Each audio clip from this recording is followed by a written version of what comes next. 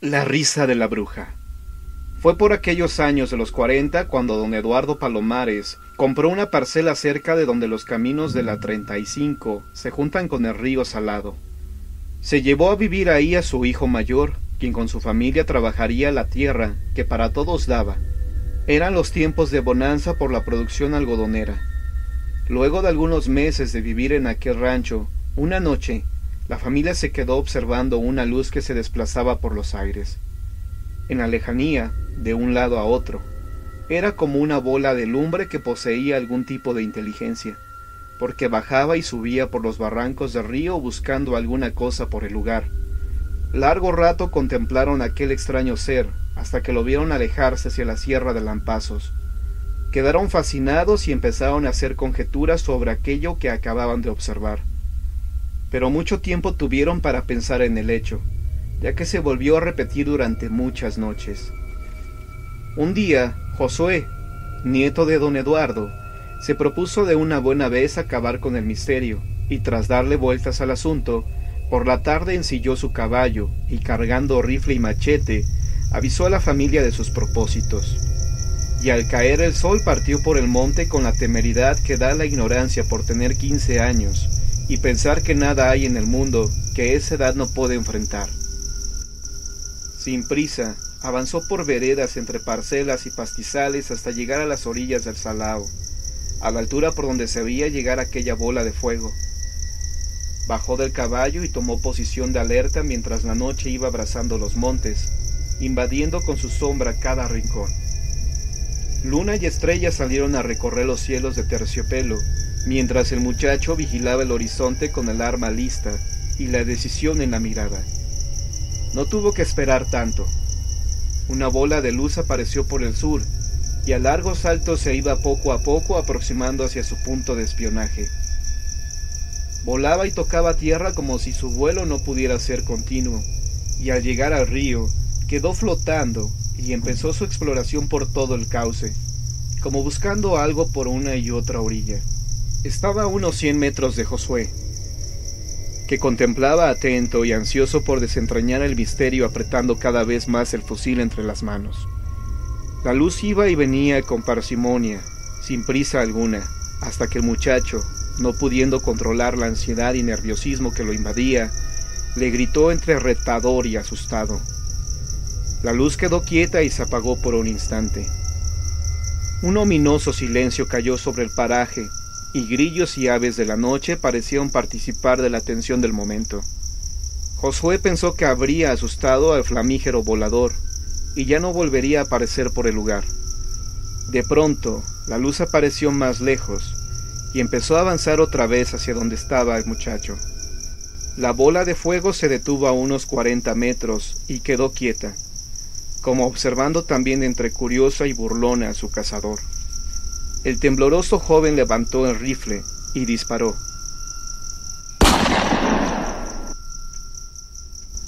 El disparo apenas motivó un pequeño movimiento en el volador. Como buen anahuaquense, Josué era diestro en el tiro con diversos calibres, y lo sorprendió haber errado el disparo. Así que se repitió el fogonazo, y disparó una y otra vez. Fue entonces cuando se escuchó una carcajada de mujer, la cual le heló la sangre.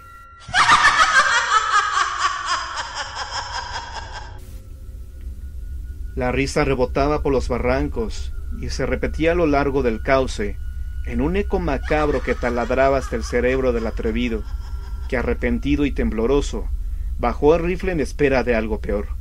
Sin embargo, nada sucedió. La luz quedó ahí en tenebrosa espera hasta que empezó a volar lentamente en retirada. El cazador, sacando fuerzas del horror que lo embargaba, levantó el 22 e hizo un último disparo. La luz se detuvo y algo sucedió tan trivial como insólito. Se volvió a escuchar la risa, pero esta vez más siniestra. La luz se fue alejando lentamente, y Josué quedó ahí con el rifle, y el espanto le erizaba el cabello sin saber qué hacer. Reaccionó solo para trepar al caballo y emprender también la retirada a todo lo que su caballo podía dar. Tiempo pasó para que el muchacho se recuperara del susto que le dejó tan traumática experiencia, pero aquella luz ya no se volvió a presentar por ese lugar. Los años pasaron y siguieron manifestándose las apariciones en diversas versiones y lugares. Pero Josué, ahora cansado del largo camino andado y con el pelo encanecido, todavía recuerda una carcajada y una burla macabra que quedaron flotando para siempre en su memoria.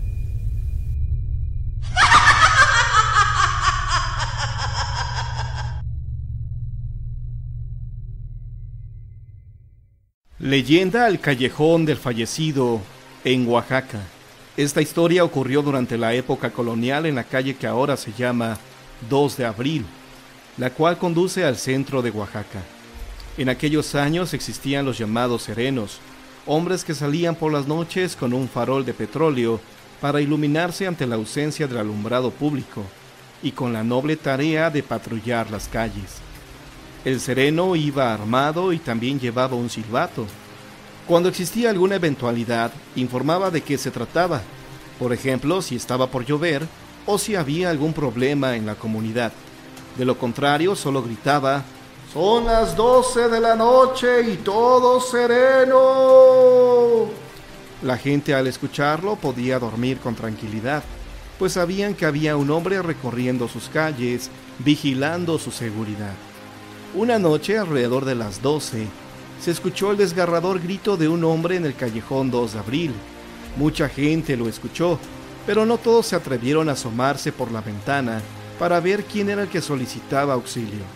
Además, por la oscuridad de la noche, no era posible ver bien de quién se trataba. A los pocos minutos vieron pasar a paso firme y deprisa al sereno, el cual se dirigía a la iglesia del Marquesado.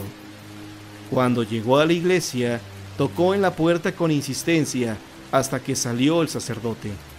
«¿Qué sucede, hijo?», le preguntó el cura, a lo cual el sereno le contestó que en el callejón 2 de Abril habían atacado a un pobre hombre y que necesitaba recibir los santos óleos porque muy difícilmente podría sobrevivir. El cura, al escuchar esto, no dudó en brindarle el servicio religioso al moribundo, así que tomó sus cosas y un quinqué con el cual alumbrarse. Acompañó al sereno hasta donde le indicó. El sacerdote vio que en el suelo estaba tirado un pobre hombre quejándose de dolor. Tenía una herida grande en el pecho provocada por un cuchillo. El sacerdote puso en el piso adoquinado su lámpara y escuchó su confesión. El hombre que tenía la herida mortal terminó su confesión. El cura le dio la absolución de sus pecados y untó los santos óleos. A los pocos minutos falleció. El cura terminó su labor piadosa y miró a su alrededor. Se encontraba solo en la calle, pues el sereno había desaparecido. El hombre de Dios sintió curiosidad por ver a quién había confesado y se llevó una espeluznante sorpresa. El hombre que yacía en el piso sin vida era el sereno, el hombre que fue a tocarle desesperado a su iglesia. El sacerdote, al ver esto, por poco se desmaya. Hizo un gran esfuerzo por tomar sus cosas y regresar a su hogar. Al día siguiente, el sacerdote cayó enfermo y duró varios días en cama. Cuando se repuso de este hecho insólito, el sacerdote perdió la audición del oído derecho, con el cual escuchó la confesión del moribundo.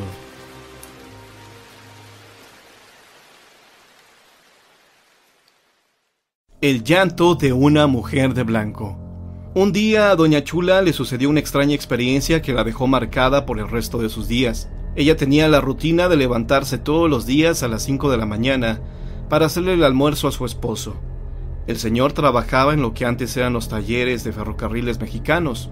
Ese día doña Chula tenía su casa llena de gente, porque estaban de visita algunos de sus hijos, quienes estaban acostados en el piso de la sala.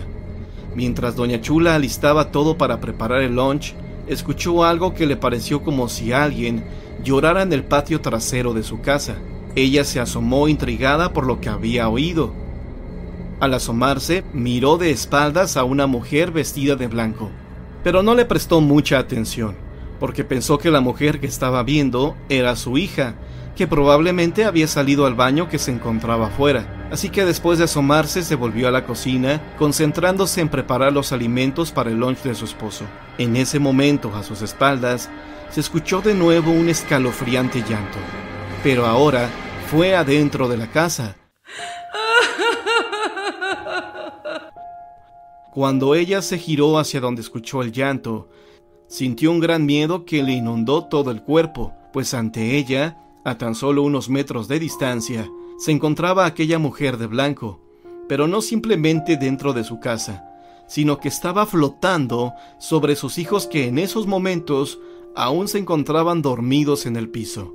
Su horror aumentó al ver cómo lentamente este ser empezó a avanzar hacia ella. Nuestra vecina emitió un grito de espanto que despertó a sus hijos.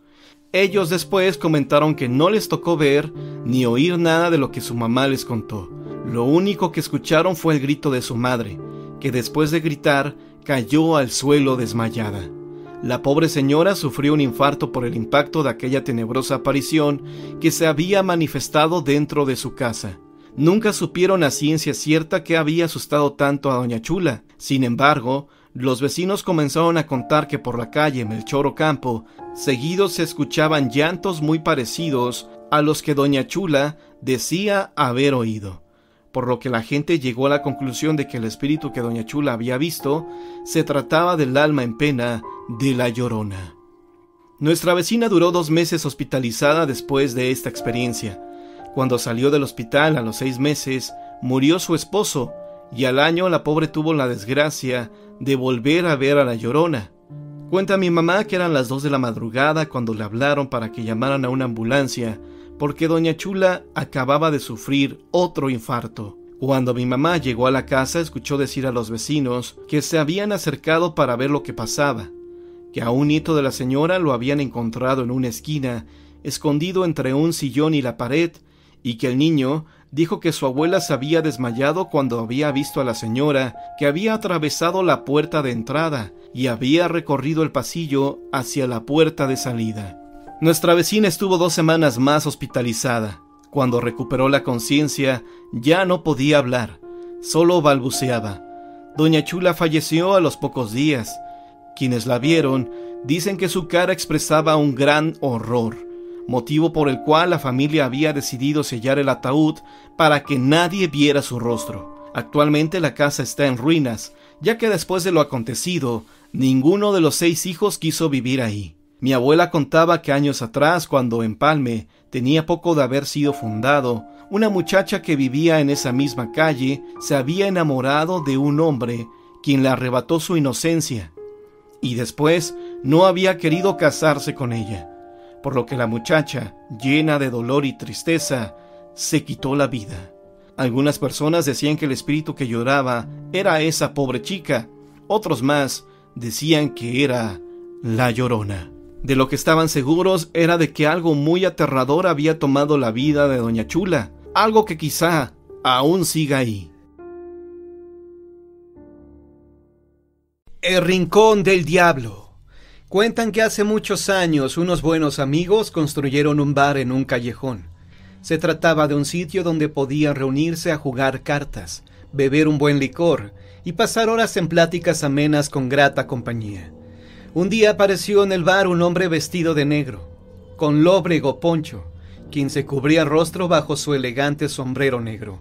Tras la insistencia del organismo, uno de los amigos salió al callejón a fumarse un cigarro, pero mientras lo sorbía sintió un escalofrío.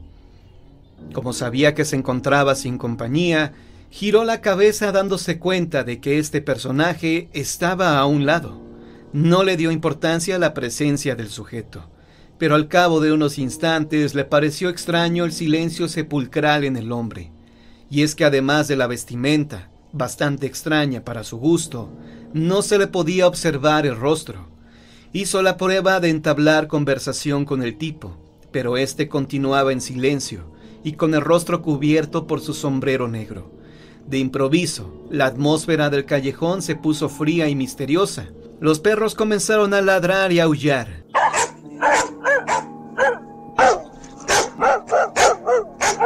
El viento soplaba con fuerza.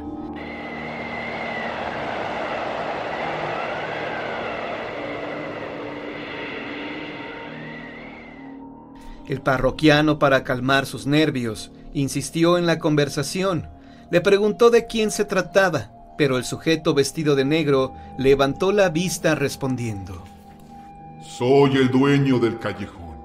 Y cuentan que el hombre salió corriendo despavorido, y solo pudo recordar días más tarde unos ojos brillantes y rojos, seguido de una risotada salida de lo más profundo del infierno. El diablo en visita.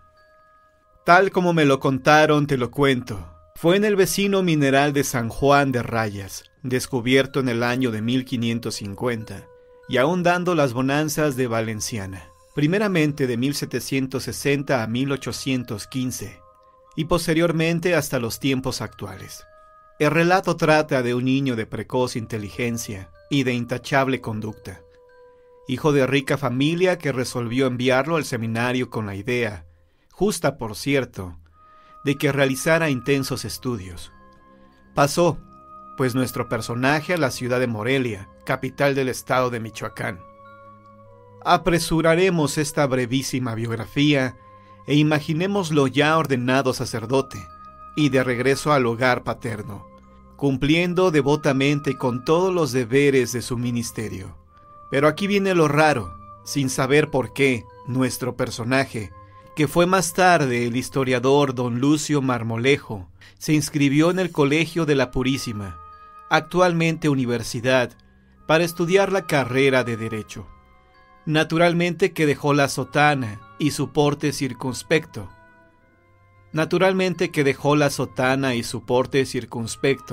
Para lucir la chistera y la levita, prendas masculinas propias de aquellos tiempos.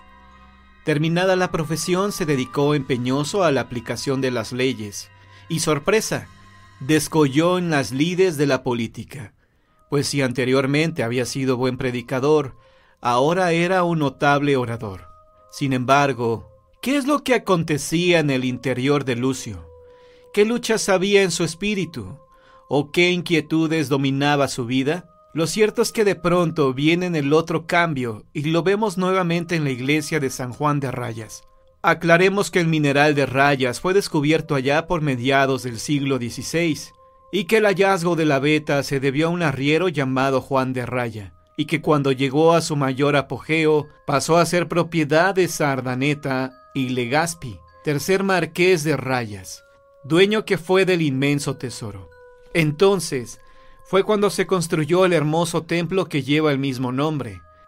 Templo este, por cierto, que víctima de la incuria y el abandono, hubiera desaparecido de no ser porque un grupo de caballeros, ya en nuestro tiempo, costeó el gasto para que fachada y torrecilla fueran trasladados a esta capital y empotrados en el llamado Templo de Pardo, donde son un verdadero recreo para la vista del visitante. Pero volvamos al relato.